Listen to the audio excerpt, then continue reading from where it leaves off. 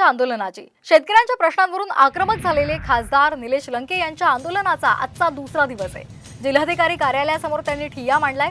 अनेक जण आपलं पशुधन घेऊन या आंदोलनामध्ये सहभागी झालेले आहेत। याच ठिकाणी महिलांनी चूल पेटवली आणि स्वयंपाकाला सुरुवात सुद्धा केली आहे। आपण हे दृश्य पाहतोय साम टीव्हीच्या माध्यमातून। अहमदनगरमध्ये निलेश लंके यांच्या आंदोलनाचा आजचा दुसरा दिवस आहे। जिल्हाधिकारी कार्यालयासमोर त्यांनी ठिय्या मांडलाय। अनेक जण आपले पशुधन घेऊन या ठिकाणी आलेले आहेत आणि महिलांनी या ठिकाणी चूल पेटवली आहे, स्वयंपाकाला सुरुवात केली आहे आणि सरकार विरोधात जोरदार घोषणाबाजी केली जाते।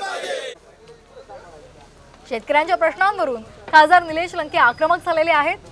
दूध दरवाढीचा मुद्दा त्याचबरोबर शेतकऱ्यांच्या इतर मागण्यांसंदर्भात त्यांनी आंदोलनाला सुरुवात केली आहे।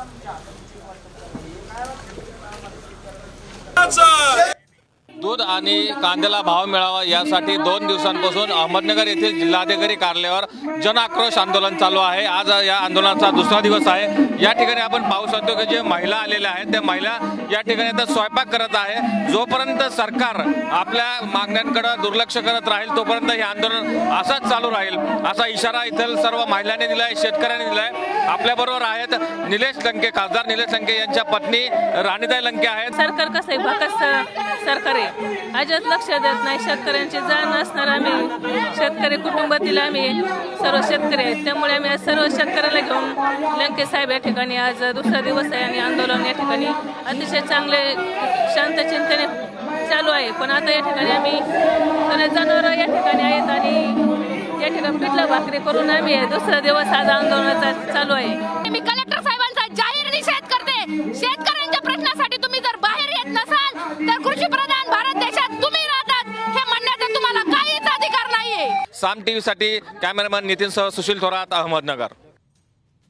आमच्या दुधाला भाव मिळाला पाहिजे, शेतीमालाला हमी भाव मिळाला पाहिजे, ही आमची प्रामुख्याने मागणी आहे। त्यामुळे आता आम्ही शेतकरी एकजूट होऊन आम्ही शासनाला हे निर्णयाला भाग पाडणार आहे। प्रशासनातील जिल्हाधिकारी साहेब आमच्याकडे आले सुद्धा नाहीत, जवळून निघून गेले। पण शेवट ते त्यांच्यावर काहीतरी दबाव सुद्धा असू शकतो आणि आमचं म्हणणं शासनाला त्या ठिकाणी मांडलं असतं, कारण काल अधिवेशन चालू होतं, अधिवेशनामध्ये काहीतरी निर्णय पण झाला असताना